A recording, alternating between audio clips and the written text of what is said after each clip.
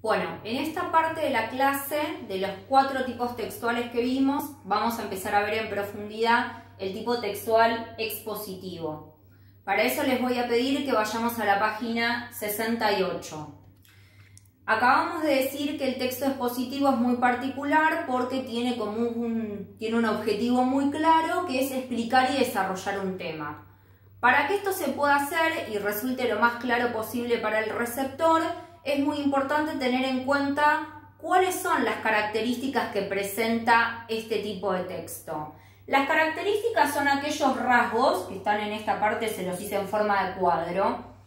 Esto así no está en la teoría, van a ver, así que si pueden y se llega a ver bien para que copien este cuadro en el cuaderno, estaría perfecto.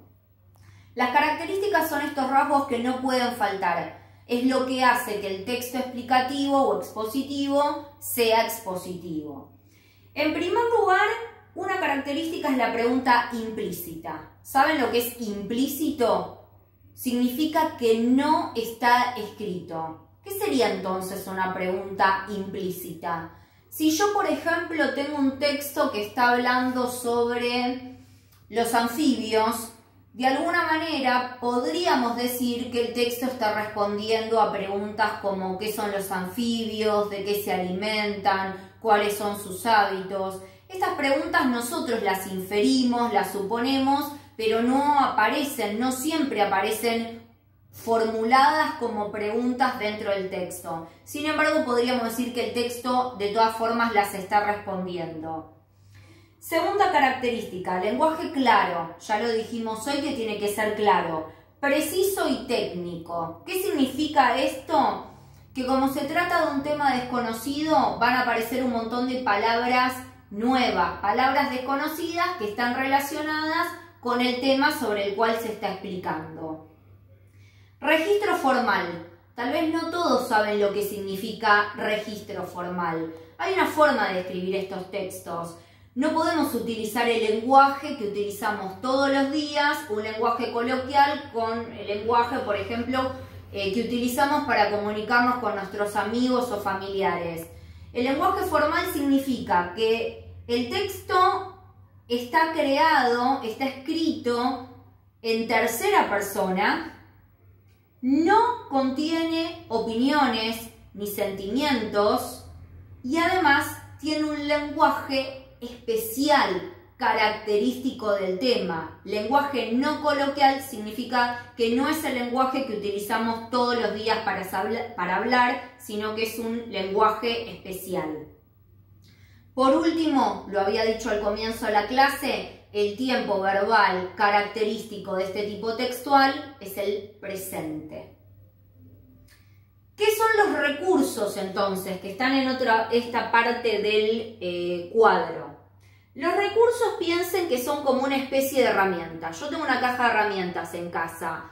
Bueno, de todas esas herramientas que tengo, dependiendo lo que yo quiero hacer, es cuál tomo de la caja de herramientas y cuál utilizo. Significa que no todos estos recursos o no todas estas herramientas se utilizan cuando quiero construir un texto explicativo. Yo tomo y elijo solamente las que me sirven para el tipo de texto o el tema que estoy explicando.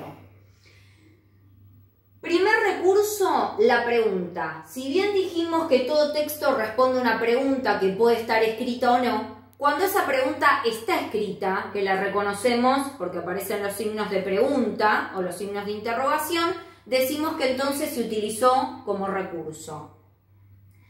Definición. Chicos, obviamente, chicos y chicas, este recurso es uno de los que más aparecen, porque si yo estoy explicando un tema nuevo, seguramente va a aparecer algún concepto que voy a tener que definir para el lector. ¿Cómo reconocemos que hay una definición? Van a ver que en la página 69 igual hay más ejemplos que ustedes podrían leer tranquilos en casa, pero reconocemos la definición porque generalmente aparece el verbo ser en tercera persona y dice, por ejemplo, no sé, un álamo es y aparece la definición. También pueden aparecer frases como se llama coronavirus a tal cosa o se denomina tal otra cosa, ¿sí? Vamos a ver después esos ejemplos para que resulten más claros, pues así en el aire, si no se entiende, vamos a ver en un texto concreto. Ejemplos, ¿qué es lo que estoy haciendo ahora? Cada vez que les digo un recurso, ¿qué hago? Genero un ejemplo para ilustrar y que ustedes entiendan. Y aparece de manera muy concreta con expresiones como por ejemplo, a veces el por ejemplo se saca y pueden estar directamente enumerados entre paréntesis. Ahí vamos a tener que estar atentos a ver dónde está ese recurso. La comparación, que a veces nos sirve cuando yo estoy explicando algo, tal vez necesito comparar eso con otra cosa, como para que el lector comprenda de qué estoy hablando. La cita autoridad. La cita autoridad aparece únicamente cuando yo incluyo dentro de mi texto las palabras de un especialista. ¿Cómo hago para marcar, para indicar que eso no lo estoy diciendo yo, que soy la creadora del texto, sino que eso que está en el texto, esa parte, pertenece a otra persona, son palabras de otra persona? Bueno, fácil. Primero se tiene que indicar el nombre del especialista o autoridad que está hablando, porque si yo la voy a citar, la voy a incluir, lo que debo hacer es mencionar su nombre. Y segunda característica, las comillas. Dónde empieza y dónde termina las palabras de ese especialista tienen que estar marcados con inicio y cierre a través de las comillas. Por último, un recurso que es muy utilizado, porque me parece que también es uno de los que permiten al lector poder entender mejor el tema, la inclusión de imágenes. Cuando digo imágenes, pueden ser fotografías, gráficos, dibujos, esquemas, líneas del tiempo, tablas, etc. ¿Sí? Obviamente que esto cuando lo vemos en un texto lo reconocemos sin ningún problema. Bien. Para cerrar con este tema, tenemos que ver que los textos expositivos además tienen una clasificación interna. Hay tres tipos de textos expositivos. Aquellos en los que predomina la descripción son aquellos textos en los que yo puedo ir respondiendo preguntas como ¿cómo es? ¿Para qué sirve? ¿Cómo funciona? Textos en los que predomina un problema, significa que yo estoy respondiendo preguntas del tipo ¿por qué se originó ese hecho? ¿Cuáles fueron sus consecuencias? ¿Cuáles fueron sus causas? Les quiero leer, pero en un segundito que lo tengo acá. ¿Cuál es el problema? Si se le da una solución a ese problema, si hay alguna conclusión. Y por último, hay un tipo de texto expositivo en el que predomina la clasificación. ¿Cuándo predomina la clasificación? Cuando el tema permite que yo haga algún tipo de clasificación.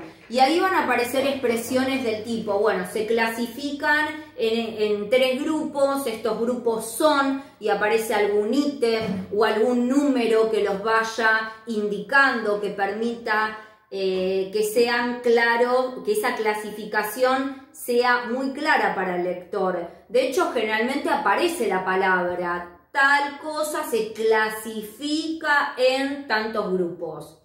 Por supuesto que esta clasificación de textos expositivos, estas tres, va a depender del tema. El tema es el que va a habilitar el tipo de texto expositivo que yo vaya a crear.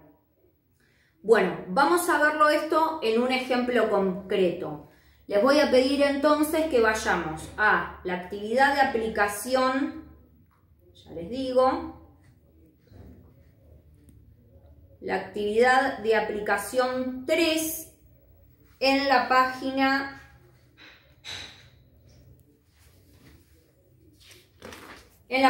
7, que dice texto expositivo, ¿sí? Y tiene como título ¿Cómo se distribuye la población en Argentina? ¿Sí?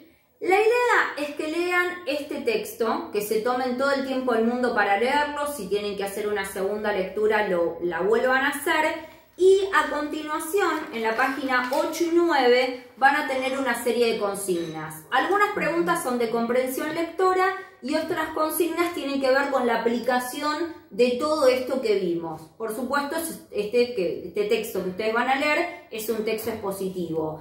Esto va a quedar de tarea y ahora les voy a explicar, voy a poner en el pizarrón para que anoten en la hoja de agenda qué es lo que queda de tarea para la semana que viene y cómo lo van a tener que entregar.